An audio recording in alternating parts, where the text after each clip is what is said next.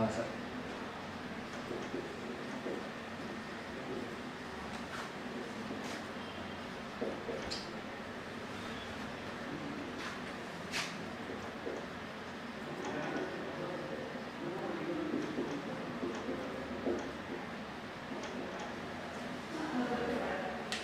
morning.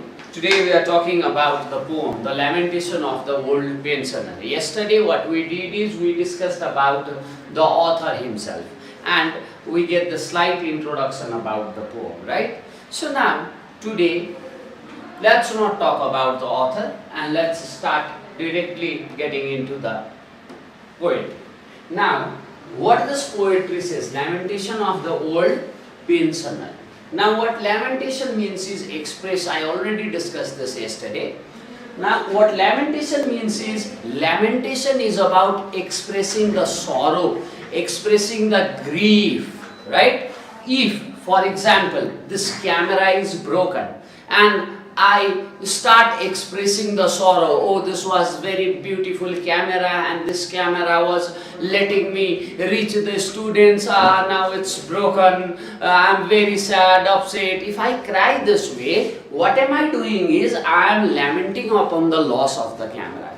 When near and dear person dies or passes away, what we do? We mourn, we cry, right? He was so good person, now who will be there to love me? Now who will love me? Who is going to hug me? Who will be with me in the moments that I need? So this is what I am doing. I am lamenting. I am expressing my sorrow upon the loss of that person, right? So lamentation means expressing the sorrow, expressing the grief. And now, lamentation of the old pensioner. Now, who is pensioner? Pensioner is only the person who is active in his young days, who is active in his youthful days. The one who haven't worked in his young days, who haven't worked in his youthful days, adult life, can never be a pensioner. He can never be a pensioner. A lazy bone can never be a pensioner. The active man who have worked, can only be the pensioner. So we see the expression of sorrow, expressing of sorrow and grief by the person who was active in his youthful days, active in his young days. So what is this topic saying us? What is this pensioner lamenting upon? What is this pensioner hinting us? This pensioner is hinting us about the active, youthful, vigorous days of the poetic persona, that persona who is speaking in front of us, right? So let's see what our poetry says. Let's read it. Let's get into the poetry itself. Although I sheltered from the rain, under a broken tree. Although I sheltered from a rain, under a broken tree. Now he is sheltered from a rain.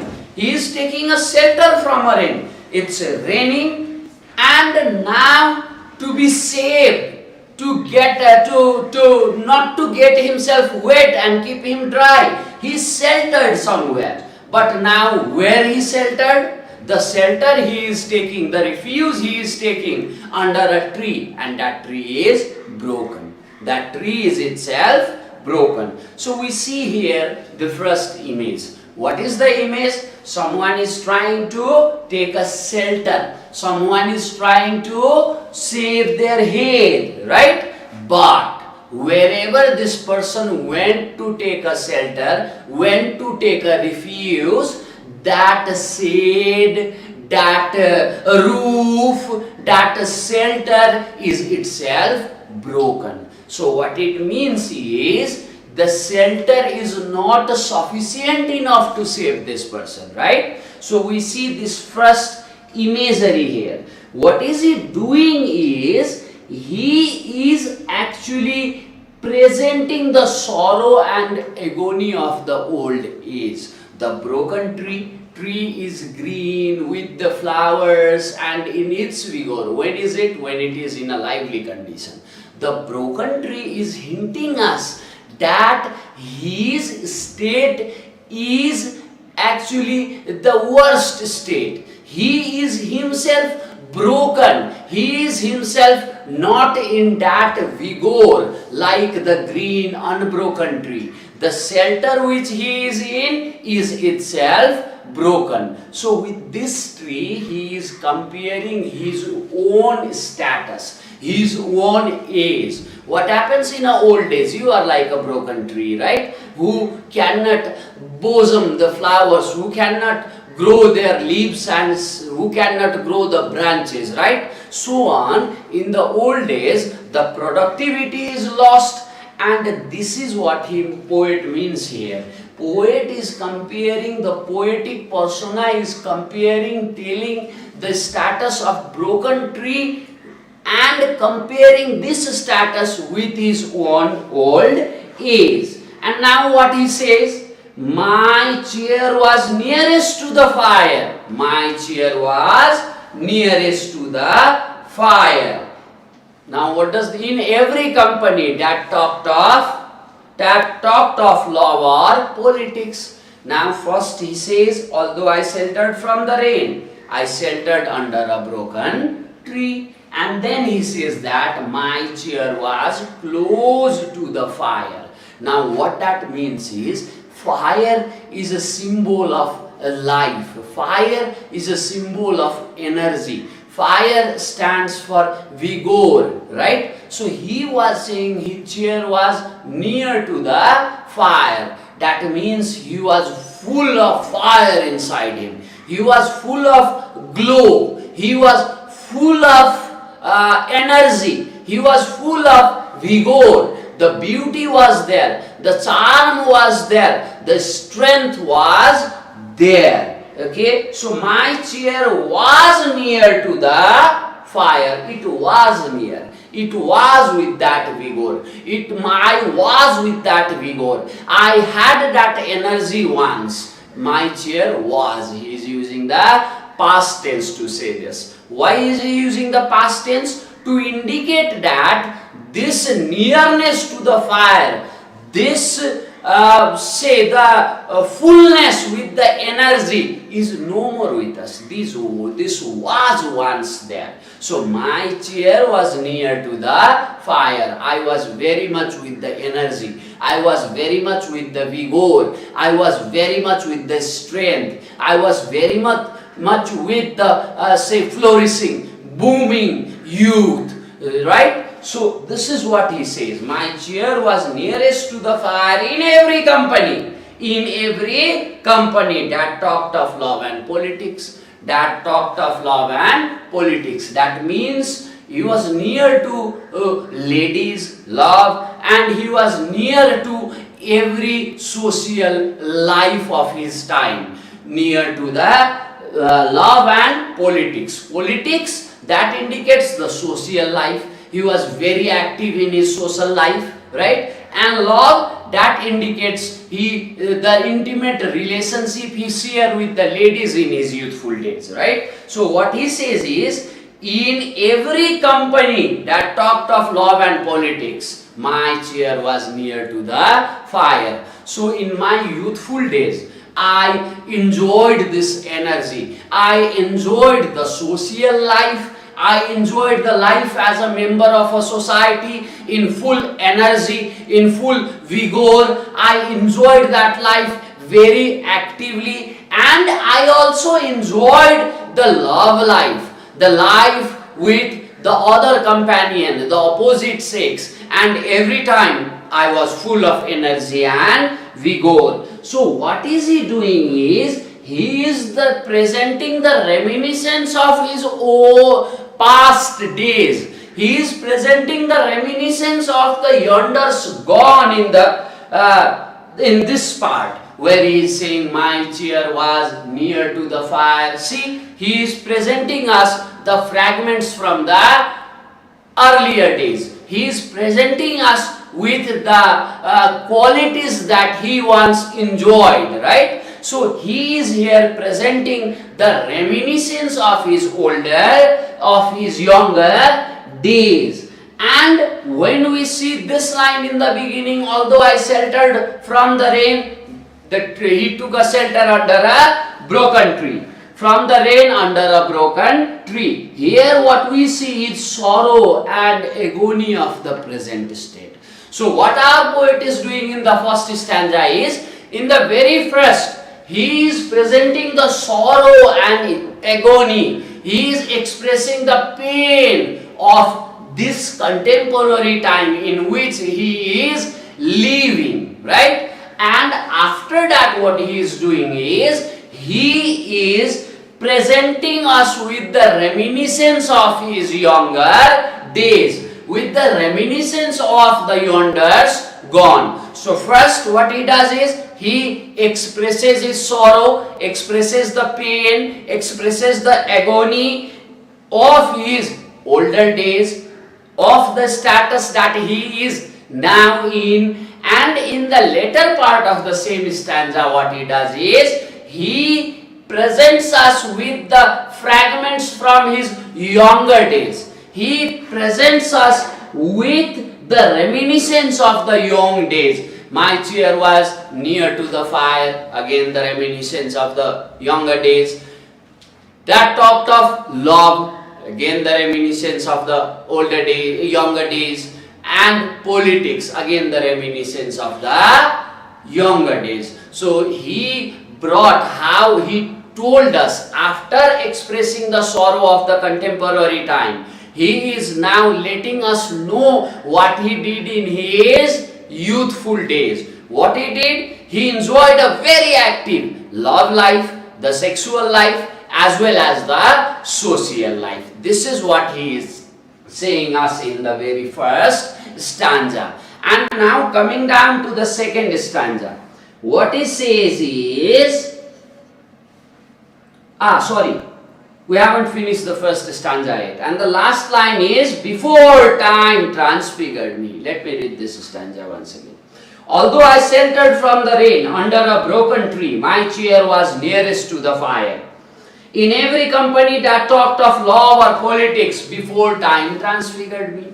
Now, he expressed the sorrow, presented the reminiscence, and now he is loathing the time. He is attacking the time and holding time responsible, culprit for his depredations, for his decline, for his deterioration, and for this old age. He is holding time responsible. He says, before time transfigured me, before time changed me into this weak and feeble status, before time brought me into this weak and feeble status, I was with the energy, vigor, I was with the fire inside me. But now that fire inside me has extinguished. And who is responsible for the extinction of the fire? This time is responsible, because this is the time which brought me into this old age. As we all know that when things initiate, they definitely move towards the death end. They never move towards the immortality, right? So whenever things come up in this world, they start deteriorating as soon as they have popped up in the world, right? So in this way, with the time also, with the time I don't grow stronger, my mind doesn't grow sharper and sharper each day. What happens is, I deteriorate, my status declines, my strength weakens down, right? So this is what he is saying. I was with the fire, I was with that energy, I was with that glow, I was with that charm, but now this charm is lost. It's all broken.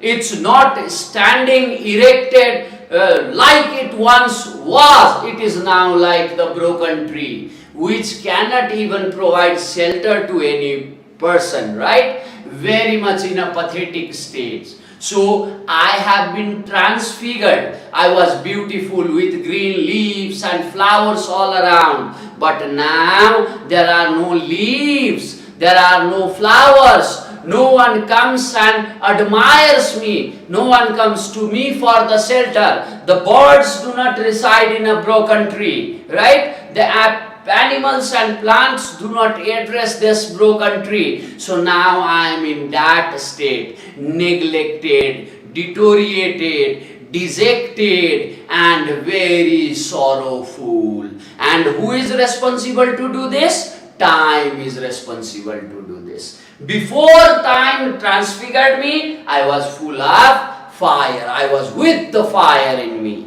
But after the time transfigured, now I am in the pathetic stage. This is what he is saying us in the very first stanza. Coming down to the second stanza, what we see now, let's check. Now in the second stanza we see, though lads are making pikes again for some conspiracy.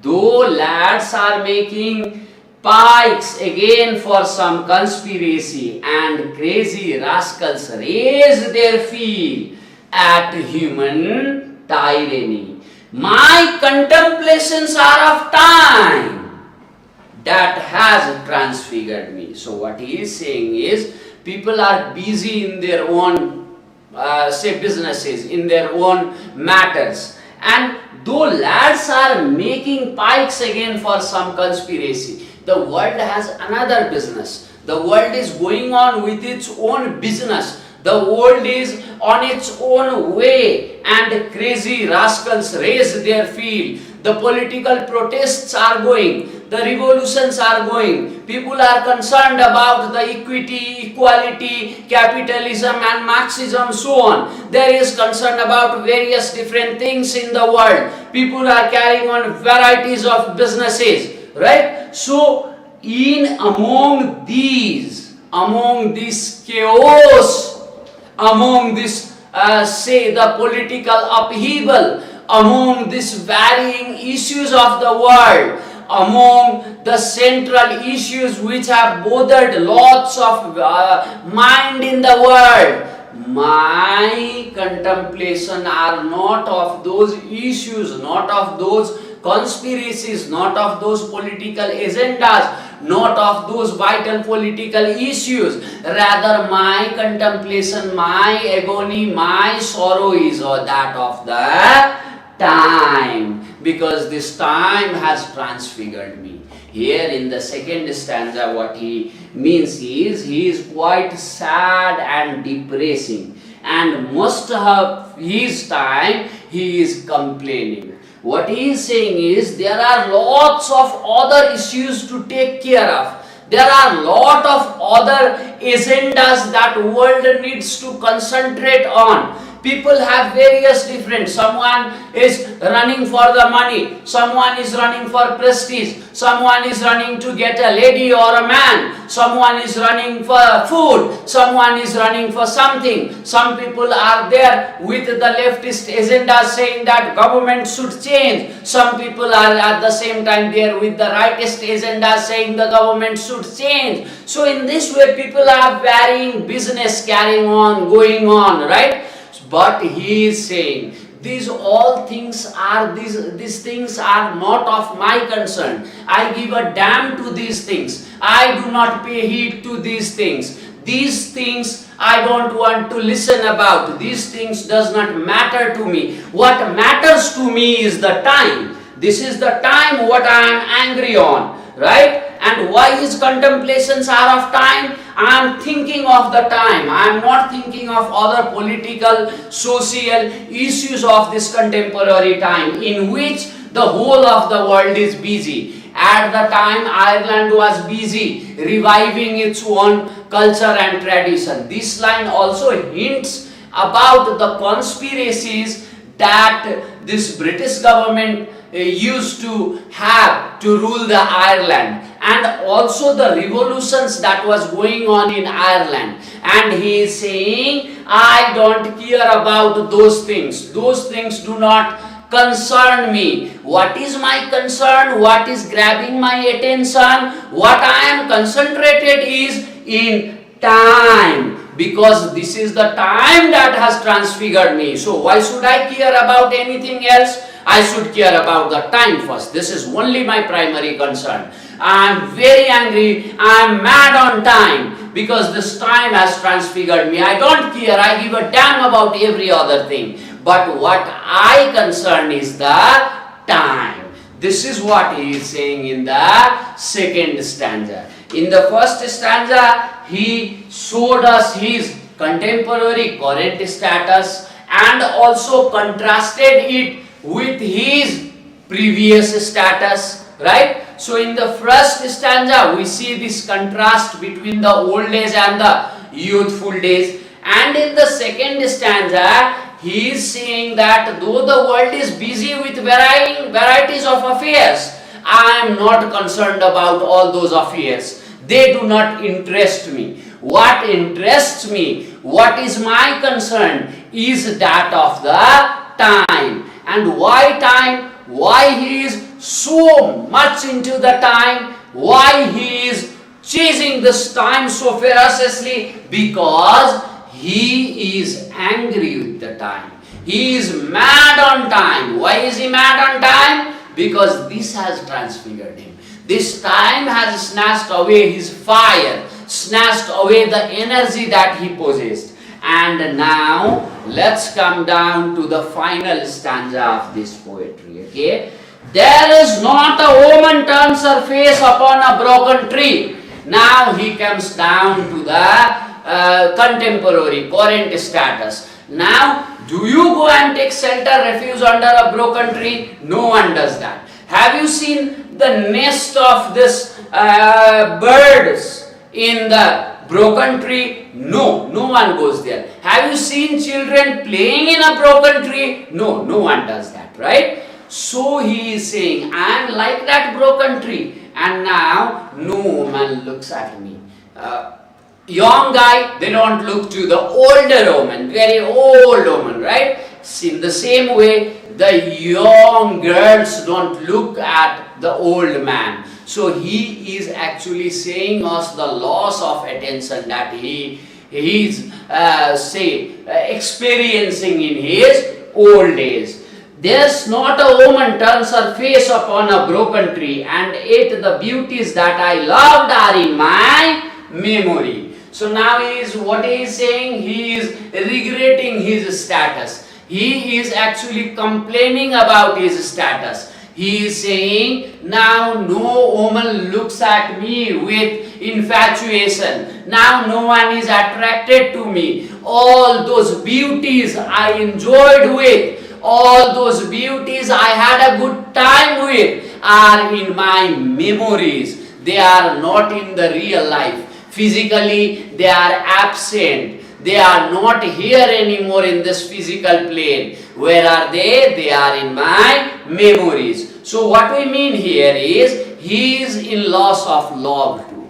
He is not actually able to find his love here in the old days, right? No one looks at him, right? Where are they? Where are these beautiful moments? They are not here, surrounding him. They are not here in his physical periphery. Rather, they are in his mental planes. So what is he saying is, and yet the beauties that I love are in my memory. I spit into the face of time that has transfigured me. Now at last we see his rays. He is enraged with the time, because time has snatched away everything from his life. Even the strength of his body and even the surrounding had changed. Now who is responsible? Time. So he says, I spit onto the face of time, who has transfigured me. Here he showed the hatred towards time.